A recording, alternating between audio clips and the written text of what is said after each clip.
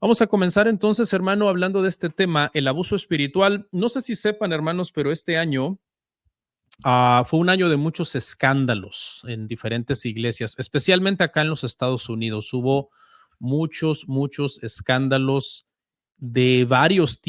escándalos de varios tipos en varias iglesias. Algunos tuvieron que ver con adulterio de parte de varios pastores. Y bueno, algunos otros pastores fueron retirados del ministerio, disciplinados por varias situaciones. Y bueno, muchas iglesias, muchas congregaciones, pues se han quejado, ¿verdad? De todos estos tipos, de diferentes tipos de abusos que a veces se dan dentro de los liderazgos, dentro de los grupos de ancianos, dentro de los mismos pastores, lamentablemente. Y el día de hoy queremos hablar de eso un momento, hermanos. Primero que nada, les quiero compartir una definición general en sí de qué es el abuso. Tomé esta definición de la RAE, la Real Academia de la Lengua Española. Es muy somera la definición, es muy breve. Y luego de ahí mismo también tomé algunos otros tipos de abuso que les quiero comentar y luego al final yo elaboré una definición de lo que es el abuso espiritual. Bueno, el abuso, dice esta definición que tenemos aquí, que consiste en tener excesos con una persona, rebasar los límites de lo normal, cometerle injusticia a alguien o atropellar los derechos de otro. En general, esa es una definición para la palabra abuso. Consiste en tener excesos, consiste en rebasar los límites de lo normal en una relación, en cometerle injusticia a una persona o en atropellarle sus derechos a una persona. Existen diferentes tipos de abuso, hermanos, en el mundo en general. Por ejemplo, podríamos estar hablando del abuso de autoridad. El abuso de autoridad es un tipo de abuso. Este abuso es el abuso que comete un superior a la hora de extralimitarse en el uso de sus ejercicios, de sus atribuciones como autoridad o por estar en el poder. Y el abuso se comete entonces, el abuso de autoridad consiste en abusar a un subordinado, ¿no? En abusar a uno que, entre comillas, se le llama a veces inferior, ¿no? Se le dice que el jefe es el superior de un empleado y en este contexto se dice entonces que el empleado es un inferior o en su defecto un subordinado. En este tipo de abuso, hermanos, el abuso de autoridad, que es el que les estaba comentando, el abusador prácticamente lo que usa es su poder, ¿no? Usa su dominio, su poder, su superioridad y de alguna manera estos atributos que tiene este jefe o esta persona que está en el poder, los usa para intimidar, los usa para abusar de otra persona. No, eso es lo que podríamos decir dentro de esta definición muy somera de lo que es abuso de autoridad. Podríamos hablar también, hermanos, de lo que es abuso de confianza. De alguna manera, todos estos están interconectados, ¿no? Todos estos están, de alguna manera, ¿verdad? Entrelazados, porque igual el que comete abuso de autoridad puede también estar cometiendo al mismo tiempo abuso de confianza. Pero la definición de lo que es el abuso de confianza es que consiste en engañar o perjudicar a alguien que le ha dado crédito a otros. Prácticamente cuando una persona ha depositado su confianza, su fe de alguna manera en otros, ese depositar es lo que le estamos llamando aquí dar crédito a otros, lo pone en un estado de vulnerabilidad. Entonces, cuando esta persona se pone en un estado de vulnerabilidad, el que abusa de la confianza de esa persona, entonces rebasa los límites de la confianza. Hay un dicho que de repente se usa para ilustrar este tema del abuso de confianza. No sé si algunos de ustedes lo han escuchado. El dicho dice que le das a alguien la mano y te agarra la pierna. Así dice el dicho, ¿no?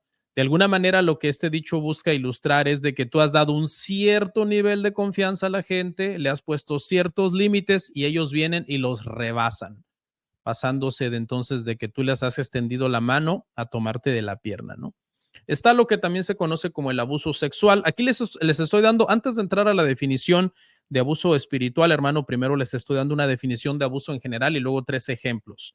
Ya vimos el abuso de autoridad, el abuso de confianza y ahora les quiero mencionar un poco acerca del abuso sexual, ¿no?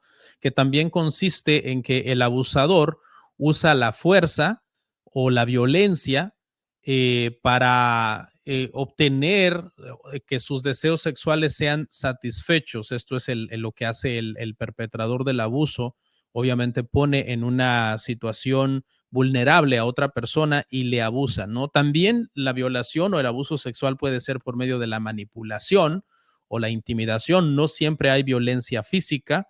La violencia física es una de las formas de abuso sexual, pero también puede ser a través de la manipulación, a través de la intimidación.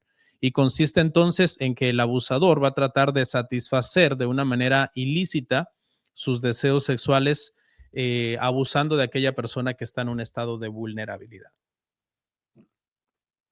Y así entonces, hermano, después de darles una definición general y 3 ejemplos de los diferentes tipos de abuso que podemos encontrar allá afuera en el mundo, aquí hay una definición de lo que es el abuso espiritual. Amén. El abuso espiritual se produce cuando una autoridad espiritual, como un pastor o un líder de una iglesia, trata de manipular a los miembros para que le obedezcan ciegamente. Esta persona no se preocupa en sí por dejarse usar por Dios para ayudar a los demás, sino que lo que trata es de usar a los demás para sus fines personales. Básicamente en eso consiste el abuso espiritual. Una persona que está encumbrada en un puesto de autoridad dentro de una iglesia y llámese pastor o líder, anciano, y usando entonces quizás un título que ostenta dentro de la iglesia, de una organización religiosa, incluso también se da mucho dentro de las sectas, ¿no? Entonces, usando este poder, esta influencia, este puesto, estas personas realmente no están buscando el crecimiento espiritual de los demás, ni el bienestar espiritual de los demás, de las personas que están de alguna manera trabajando en estas iglesias o trabajando en estas obras, en estos grupos religiosos. El propósito de estos líderes en sí no es ayudar a esta gente, sino que esta gente les ayude a ellos prácticamente para lograr sus metas personales y sus propósitos personales.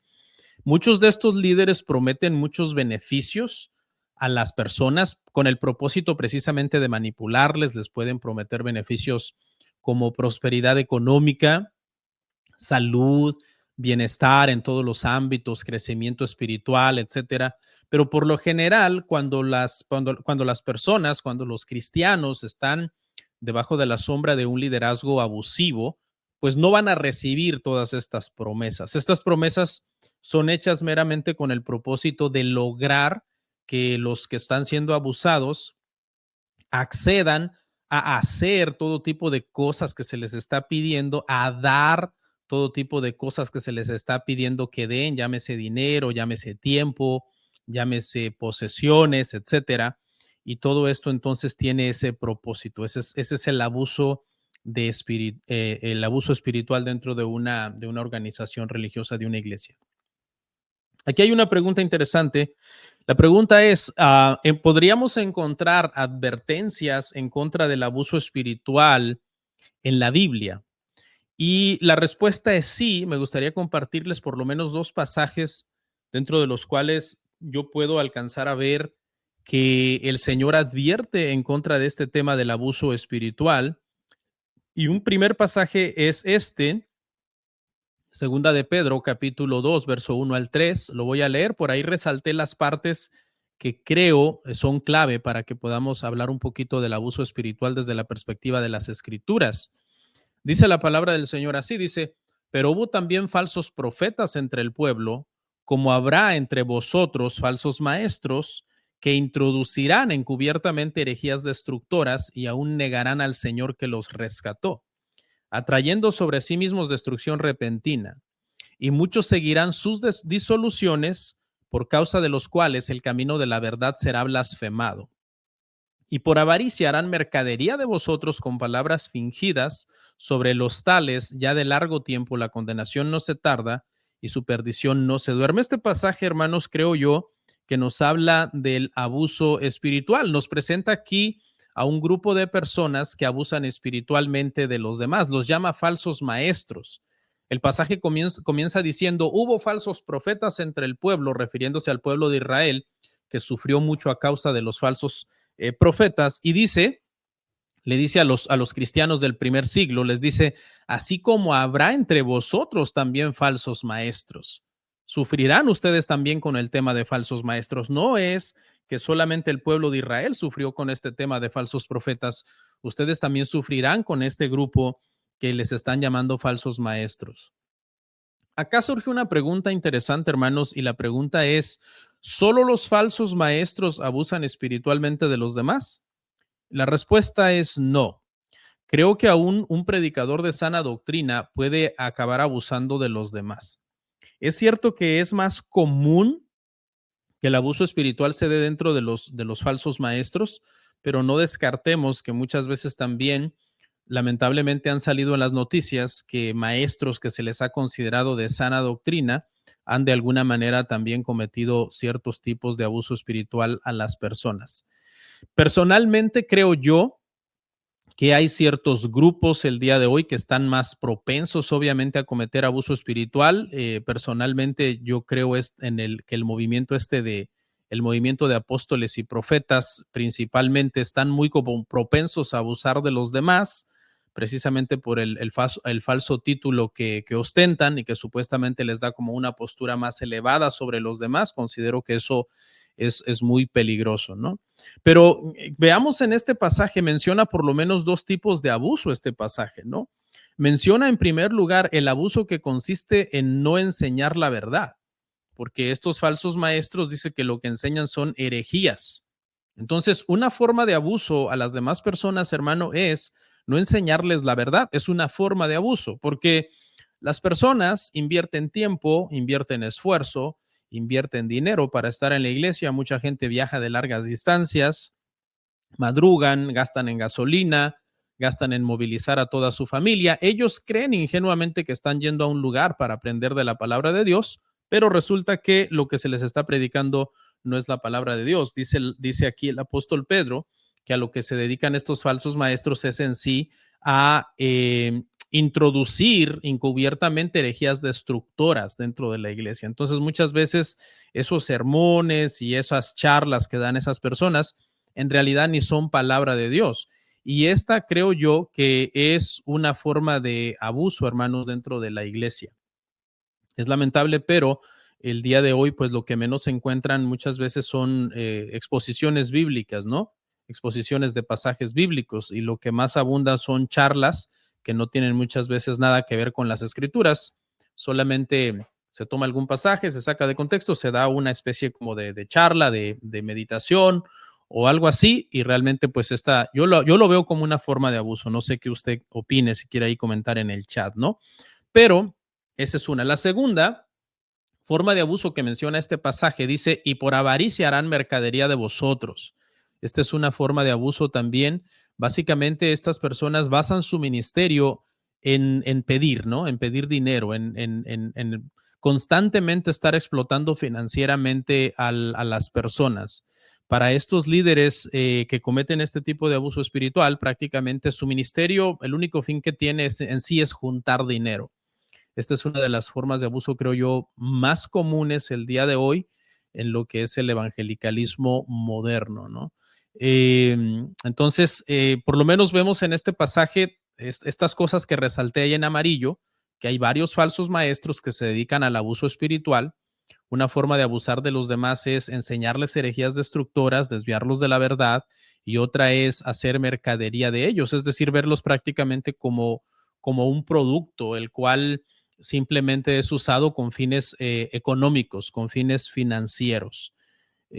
Creo que la Biblia llama a estas personas, a este tipo de falsos maestros, aquellos cuyo Dios es el vientre, ¿no? Y el vientre aquí hace alusión a todas sus pasiones, a todos sus deseos, a que todo lo quieren para ellos y se dedican entonces a explotar a los demás. Otro pasaje, hermanos, que nos habla también, o podemos ver que habla del abuso espiritual, es Lucas 12:41 al 46. Dice así, dice, entonces Pedro le dijo, Señor, ¿dices esta parábola a nosotros o también a todos? Y dijo el Señor, ¿quién es el mayordomo fiel y prudente al cual su Señor pondrá sobre su casa para que a tiempo les dé su ración? Bienaventurado aquel siervo al cual cuando su Señor venga le haya haciendo así. En verdad os digo que le pondrá sobre todos sus bienes, mas si aquel siervo dijera en su corazón, mi señor tarda en venir, y comenzare a golpear a los criados y a las criadas, y a comer y a beber y a embriagarse, vendrá el señor de aquel siervo en día que éste no espera y a la hora que no sabe, y le castigará duramente y le pondrá con los infieles. Acá vemos lo mismo, hermano, ¿no? Vemos abuso espiritual también en este pasaje. Primero, este pasaje en la primera parte ilustra cuando hay un siervo de Dios que no abusa del rebaño, sino que se preocupa por ellos y por tenerlos cuidados y por tenerlos alimentados. La primera parte ahí en amarillo que resalté que dice, ¿quién es el mayordomo fiel y prudente, al cual su señor pondrá sobre su casa para que a tiempo les dé su ración? Este es en sí entonces un buen pastor que se dedica a cuidar al rebaño del Señor, a las ovejas del Señor, alimentarlos y a ver por su bienestar. Pero si usted se da cuenta, luego en el pasaje dice que este pastor, este mayordomo, pudiera ser también que actúe de una manera abusiva y dice, y pueda comenzar a golpear a los criados y a las criadas y a comer y a beber y a embriagarse. Dice, vendrá el señor de aquel siervo en día en que éste no espera y a la hora que no sabe, le castigará duramente y le pondrá con los infieles. ¿Ok? Entonces, lo que vemos aquí es dos posturas, ¿no? Una de un buen pastor que está siendo un buen mayordomo, está siendo fiel a su señor, porque los mayordomos son aquellos a los que se les ha encargado una tarea, está cumpliendo fielmente su misión. Eso quiere decir que ama a su señor, está cuidando a las personas que se les encargó, dándoles su ración a su tiempo. Eso quiere decir que ama también a las personas, no ama solo a Dios, ama también a las personas. Y dice que cuando el Señor venga y lo halle haciendo así, le dirá bienaventurado. Lo pondrá, dice, sobre todos sus bienes, es decir, lo va a bendecir, ¿no? Porque Dios bendice siempre la obediencia. Pero hay de aquel siervo si más bien su actitud fuera a abusar de los demás, golpearles, abusar de los criados, de las criadas y beber y embriagarse. Es decir, por el otro lado, en la segunda parte, habla de un siervo malo que piensa en sí mismo, no ama a las demás personas, sino que abusa a las demás personas, les golpea. Aquí puede ser sinónimo de abuso espiritual, no necesariamente de golpes físicos, pero sí de todo abuso espiritual, como algunos que voy a mencionar ahorita en breve. Y esta persona lo que hace entonces es, dice, preocuparse por sí mismo. Lo vemos en la parte que dice que se dedicará a comer, a beber y a embriagarse. Es decir, a darse todo tipo de excesos, sacando ventaja de los criados y las criadas sobre los cuales ha sido puesto. Entonces, hermanos, esto es bien tremendo. Personalmente, he desarrollado un ojo un tanto clínico para detectar cuando alguien tiene tendencias al abuso espiritual. Se le ve, porque mire cómo lo está describiendo aquí a este siervo, abusador, ¿no? Es abusador, piensa en sí mismo. Arriba en el pasaje anterior, Pedro los describe como falsos maestros que introducen encubiertamente herejías destructoras, etcétera. Y uno puede ver incluso hasta en la forma de hablar, ¿no? En cómo habla un pastor, tú te puedes dar cuenta si hay orgullo, si está haciendo uso de la autoridad ilegítimamente, si hay arrogancia, ¿no? En cómo, incluso en cómo camina, hay personas que hasta en su forma de caminar tú les detectas, ¿no? Si se creen más que los demás, si caminan mirando por encima a la gente. Entonces, especialmente si se dedica a pedir dinero, ¿no? Constantemente su ministerio consiste en pedir dinero, en tener un concepto demasiado elevado de sí mismo y ver a los demás por debajo de su hombro. Creo yo que esas son señales de que una persona tiene tendencias a abusar espiritualmente de los demás. Eh, Ahora, aquí hay una pregunta, hermanos, y la pregunta es, ¿se debe obedecer y sujetar a los pastores? Hay un pasaje bíblico que nos dice que sí, nos dice directamente que sí el pasaje. Es Hebreos 13:17. Hebreos 13:17 dice puntualmente, obedeced a vuestros pastores y sujetaos a ellos, porque ellos velan por vuestras almas como quienes han de dar cuenta, para que lo hagan con alegría y no quejándose, porque esto no es provechoso. La respuesta es que sí. se debe una cierta obediencia y una cierta sujeción a los pastores, porque eso es bíblico, Hebreos 13:17, repito, pero esa obediencia y esa sujeción dependen, hermano, de quién es este pastor, de si es un pastor como el que ama a las ovejas que describe aquí Lucas y que se preocupa por darle su ración a su tiempo. No debe de ser una obediencia ciega, un servilismo ciego, porque eso es abuso espiritual. Eso es abuso espiritual. Cuando una persona pide que se hagan cosas que no están de acuerdo a la ética, a la ley y sobre todo a las escrituras, eso es abuso espiritual. Esas personas no deben de ser obedecidos, ni ninguna persona se debe de sujetar a esas personas. Entonces, la respuesta, repito la pregunta, ¿se debe obedecer y sujetar a los pastores? Sí, pero cuando estos piden hacer cosas que Dios manda, sobre todo cuando su intención es hacerlo buscando tu propio bien de forma sincera y no con manipulación, porque mire lo que dice Hebreos 13:17, dice, obedeced a vuestros pastores y sujetad a ellos, escuche, ¿por qué? Porque ellos velan por vuestras almas como quienes han de dar cuenta, es decir, son pastores responsables, velan por las almas, les alimentan, oran por ellos, sienten una carga por ellos, como quienes han de dar cuentas por ellos. Entonces, cuando un pastor te pide cosas que son por tu propio bien, claro que debes de obedecer, porque son por tu propio bien. El pastor que te presiona constantemente a cuidar tu vida espiritual, que te dice, ora, que te dice, lee la Biblia, que te dice, esas actitudes de orgullo que usted tiene, hermano, no están bien, o esa inconstancia a la hora de faltar tanto a la iglesia, o ese carácter que usted no ha cambiado, que lo lleva a tratar mal a su esposa o a sus hijos. Todas esas cosas son cosas legales, ilícitas que un pastor te puede pedir. Ahora, que a ti no te gusten, eso no significa que tú no debieras obedecer y sujetarte en esas áreas. Y esto lo vemos incluso en la vida diaria, ¿no? Cuando nosotros le pedimos a nuestros hijos cosas buenas por su propio bien, muchas veces su reacción es enojarse.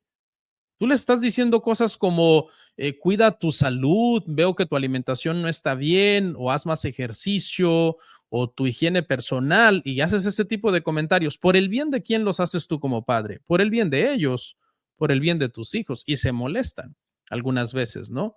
Ahora, ¿es lícito lo que están pidiendo los padres? Sí. ¿Debería de haber una obediencia y sujeción? Sí.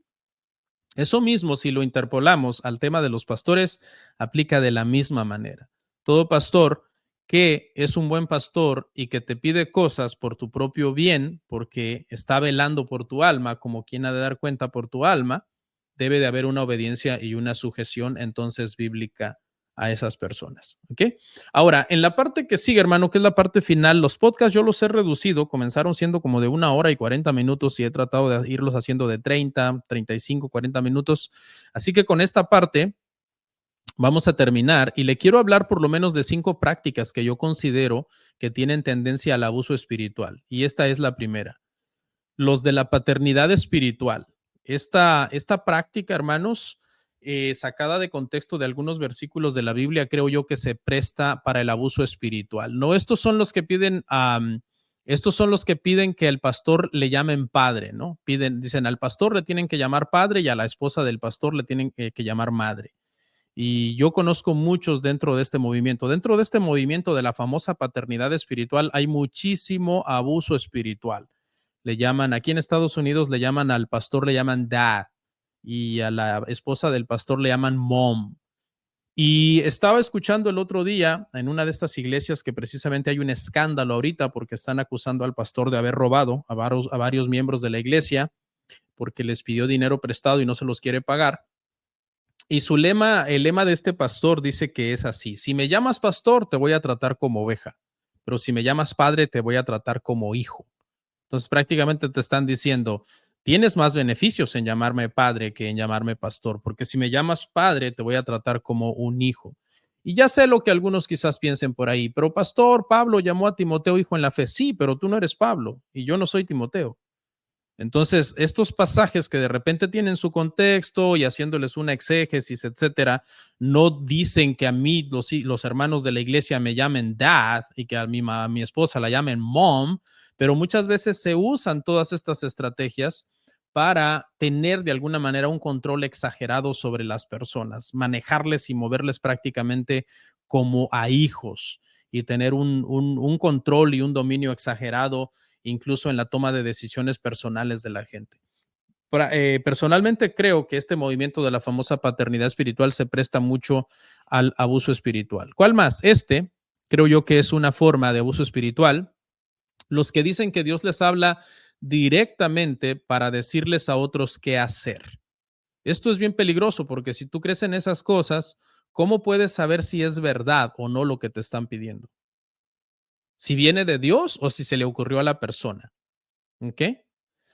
Si la gente está convencida de que alguien tiene un ministerio en el que de forma regular esta persona recibe revelaciones directas, oiga bien, de parte de Dios, entonces, ¿qué pasa con la gente? Le van a atribuir a esta persona una autoridad inusual, ¿ok? Una autoridad que van a llevar a las personas a un sometimiento servil, muy peligroso, por cierto, para las mismas personas que se están sometiendo. ¿Ok? Esto se presta para muchísimos abusos. La gente a la que supuestamente Dios le habla directamente para que le den mensajes a las personas hacen mucho daño a la iglesia. Roban, forman sectas, abusan sexualmente de las personas. Una vez que tú oigas a una persona decir, Dios me dijo, y tú digas, amén, yo lo creo, has vendido todo tu cerebro. Has vendido todo tu cerebro, ¿no? ¿Por qué? Porque ahora, ¿cómo vas a saber si sí Dios le dijo o no? Y si te comienza a pedir cosas que ya rebasan muchas veces el límite de lo normal, eso pasa dentro de las sectas, ¿no? Las sectas que precisamente utilizando este famoso Dios me dijo, Dios me reveló, Dios me pidió, prácticamente muchas veces la gente llega a tener una enajenación tal por ese líder iluminado que tiene una relación directa con Dios, que hay gente que llega prácticamente a comprometer todo, incluso ha habido hombres que han dejado a sus esposas irse con los líderes espirituales porque han dicho, Dios me dijo que me tenías que dar a tu esposa. A ese nivel de enajenación se puede llegar, hermano, dentro de estos movimientos sectarios del famoso Dios me dijo. Eso es muy peligroso. Si alguien te dice Dios me dijo, debería de decirte en qué libro y en qué capítulo, pues Dios le dijo, qué libro, capítulo y versículo, porque pues esa es la palabra del Señor, ¿no? La gente que basa su autoridad fuera de las escrituras abusan de los demás. El pastor no tiene más autoridad que las escrituras, no tiene más autoridad fuera de las escrituras. Si lo que el pastor está diciendo está de acuerdo a la palabra del Señor, eso es autoridad porque es lo que Dios está pidiendo en su palabra. Si no está de acuerdo a las escrituras, ese pastor no tiene ninguna autoridad sobre tu vida y no deberías por qué someterte o obedecer ciegamente en esas cosas. Una tercera cosa, hermanos, que yo creo se presta mucho también al abuso espiritual es los que creen que la salvación depende prácticamente de pertenecer a su iglesia, ¿no? Estos dicen que Dios habla solo a través de ellos, que solo ellos pueden interpretar correctamente la palabra de Dios. Si se trata, por ejemplo, de que tengas que ir de esa iglesia, será muy difícil que te puedas ir de esa iglesia porque prácticamente ellos creen que son dueños de la verdad y por tanto la salvación tuya, ellos son los que te la dispensan y tú estás a expensas entonces de estar sujeto a ellos, ¿no? Te dirán que no te puedes ir de allí, que tú naciste espiritualmente allí, que además la iglesia ha invertido mucho en ti, que se te ha ayudado mucho, que si te vas, no se te va a bendecir, no se va a orar por ti, que te vayas prácticamente sin la bendición de Dios, que estás quedando sin la cobertura. Esto es abuso espiritual. Esto es abuso espiritual porque la gente prácticamente siente que si se va de ese lugar donde ya le están abusando, no hay otro lugar para ellos. Esto los deja entonces en una posición prácticamente de esclavitud. Y algunos que logran salir de esas sectas muchas veces sufren un delirio hasta de persecución, ¿no? Ya cualquier cosa que les pase en su vida, dicen, no, esto me está pasando por haberme salido de la cobertura de fulano o irme de la iglesia perengana. Y obviamente, hermanos, eso no es saludable. Eso es sectario, daña incluso emocional y psicológicamente a las personas, hermano. Aquí vamos a ver la cuarta, son solo cinco, ya vamos a ir terminando. Los que te explotarán económicamente, ¿no? Esta es otra forma de abuso espiritual. Ya lo comentamos brevemente en el pasaje que estuvimos viendo del apóstol Pedro, que dice que por avaricia harán mercadería de vosotros. Estos líderes no solo piden lo que es bíblico dar, ¿verdad? Creo que hermano, nosotros como creyentes sabemos que hay un dar que es bíblico, ¿verdad? Las iglesias se sostienen de eso, se sostienen de lo que las personas dan, sus ofrendas, sus aportes. Dios les bendice, ellos dan. Tú les predicas el evangelio, los nutres en la palabra, los llevas a un verdadero conocimiento de Dios, del evangelio, de la voluntad de Dios para ellos y a ellos les nace la gratitud, etcétera. No, estos líderes, hermano, que explotan económicamente, piden más, piden préstamos, piden primicias cada principio de año, piden que pactes si es que necesitas algún favor especial de parte de Dios para que Dios te haga ese favor, etcétera. Todo esto, hermanos, es abuso espiritual. ¿Por qué? Pues que el dinero cuesta mucho ganarlo, hermano. El dinero cuesta mucho ganarlo. La gente necesita ese dinero para cubrir sus gastos. Entonces, despojarles de esa manera antibíblica de sus bienes es abuso espiritual, ¿no? Estas personas, cuando en alguna vez fallan, por ejemplo, en alguna especie de aporte especial que la iglesia impuso, una cuota, etcétera, son perseguidos, ¿eh? Son amenazados, incluso se les dice, la maldición de Dios va a venir sobre ti porque no diste esto, aquello que tú habías jurado o prometido dar, etcétera. Y todo esto después de que las personas ya dieron lo que es bíblico y lo que es normal dar. Entonces, hermanos, es un abuso espiritual también. Y esta está un poco relacionada, aunque tiene un giro, y es las famosas iglesias que hacen demasiado énfasis en la visión, hacer demasiado énfasis en la visión de la iglesia. Y yo siempre he dicho, ¿no? Este dicho creo que ya es hasta típico, ¿no? Que casi siempre estas iglesias acaban confundiendo ambición con visión. Realmente son iglesias llenas de ambiciones, metas mundanas que ellos se han propuesto y ahora lo que les queda pues es explotar a los miembros para poder lograr con esas metas, cumplir pagos, etcétera, de cosas en las cuales quizás ellos se han comprometido. ¿La iglesia debe tener metas y propósitos? Sí. Deben de ser metas y propósitos bíblicos establecidos en el razonamiento, en lo que es posible dentro de los presupuestos que la iglesia maneja, etcétera. Pero no se deben de poner metas inalcanzables, económicas o de compra de propiedades, etcétera, porque después eso acaba llevando a los líderes de esa iglesia a forzar a la gente, a presionarlos hasta el extremo, sacándoles todos sus ahorritos para poder lograr la ambición, que obviamente la llaman visión, pero no es visión, es ambición de la iglesia, ¿no? Y muchas veces a nosotros, hermano, muchas veces nos escriben hermanos de otras iglesias pidiéndonos ayuda financiera. Dicen, por favor, ayúdenos, tenemos una necesidad, no podemos pagar nuestros gastos. Y yo les pregunto, le digo, ¿por qué no pide una ayuda en su iglesia donde usted se congrega? Dice, no, ahí no ayudan. Ahí sí hay mucho dinero en los fondos de la iglesia, pero van en rumbo a la visión que la iglesia tiene. Entonces, no dan, ¿no? Porque desacompletan de alguna manera el dinero que han juntado para la visión y dejan sufrir muchas veces a los hermanos en necesidad. Y yo creo, hermanos, nosotros como iglesia, pues no podemos ayudar a todo mundo. Rara la vez ayudamos a alguien que no es de nuestra iglesia. Sí lo hemos hecho. De hecho, sí ayudamos a pastores. Tenemos 5 pastores en nuestro ministerio de misiones, pero me refiero a personas así que no son pastores. Muy rara a la vez, porque tenemos un presupuesto, una ayuda financiera y un presupuesto limitado para ayudar a los miembros de nuestra iglesia. A los miembros de nuestra iglesia, pues son nuestra prioridad ayudarles en sus necesidades. Y si nos toca agarrar un dinero de aquí o de allá y desacompletar por alguna situación, no importa, porque primero son las personas y su bienestar, especialmente aquella gente que por años han sido personas de buen testimonio y ¿verdad? Que la generosidad es una de sus características. Entonces, en ningún momento vamos a cerrar nuestro puño para apoyar económicamente a una persona que tenga necesidad. Pero bueno, hermano, ahí están entonces 5 cositas que quería compartir con ustedes sobre el abuso espiritual dentro de la iglesia. Espero que este mensaje pueda ayudar a algunos a salir de algún lugar, que probablemente hay gente escuchándome que está en un lugar así donde se le está abusando espiritualmente y probablemente este programa diga, wow, como que estaban describiendo mi iglesia. me estaban describiendo a mí. Abra los ojos, hermano, no tenga miedo.